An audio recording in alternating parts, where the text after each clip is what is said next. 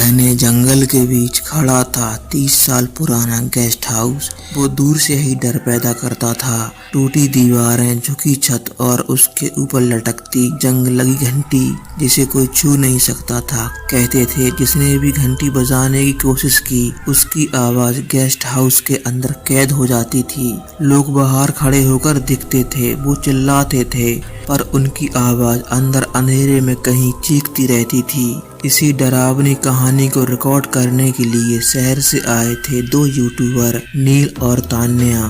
दोनों का paranormal channel था। वो लोग ये सच का पता लगाने के लिए मशहूर थे।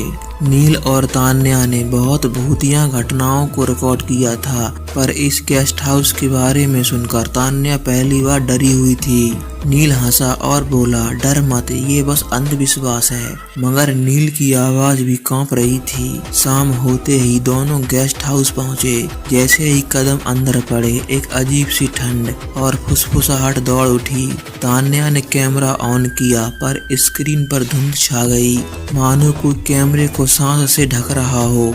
तभी गेस्ट हाउस के अंदर अचानक किसी की चीख गूंजी, मदद करो, मेरी आवाज वापस दो। नील और तान्या एक दूसरे को देखकर कांप गए।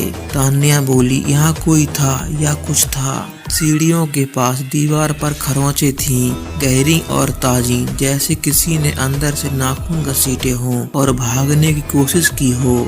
फिर हवा का एक तेज झोंका आया और घंटी खुद ब खुद हिलने लगी। उसकी हल्की झनकार सुनते ही तान्या डर से कांप उठी। गेस्ट हाउस का हर एक कोना अपने आप में जिंदा था। तभी नील को किसी ने कंधे से पकड़ लिया। उसने पीछे देखा, पीछे कोई नहीं था। फिर अचानक एक चीख गूंजी, मुझे आवाज दो, और एक तूफान आया। नील और तान्या को ऊपर उठाकर नीचे फेंक दिया। अब नील की गर्दन के पास कोई धीरे से बोला, तुम्हारी आवाज अच्छी है, मुझे चाहिए। नील चीखने की कोशिश करता पर उसकी आवाज नहीं निकल रही थी। उसका गला खुला था, मुंह खुला था, पर आवाज गायब, जैसे कोई आवाज को खींचकर अंदर ले गया हो। तान्या नील के पास भागी, नील बोलो, नील बोलो, नील कुछ तो बोलो। पर नील की आवाज नहीं निकल रही थी।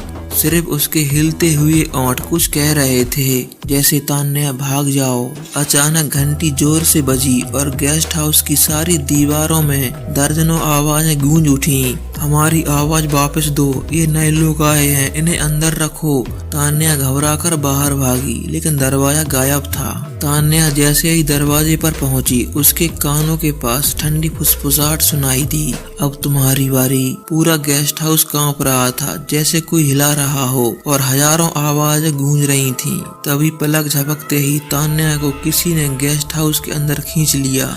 तान्या की एक जोरदार चीख निकली, बचाओ, और एक सेकंड में ही सब शांत, जैसे कुछ हुआ ही नहीं। लोगों को गेस्ट हाउस के बाहर नील और तान्या बेहोश मिले, लेकिन वो दोनों की आवाज नहीं निकल रही थी।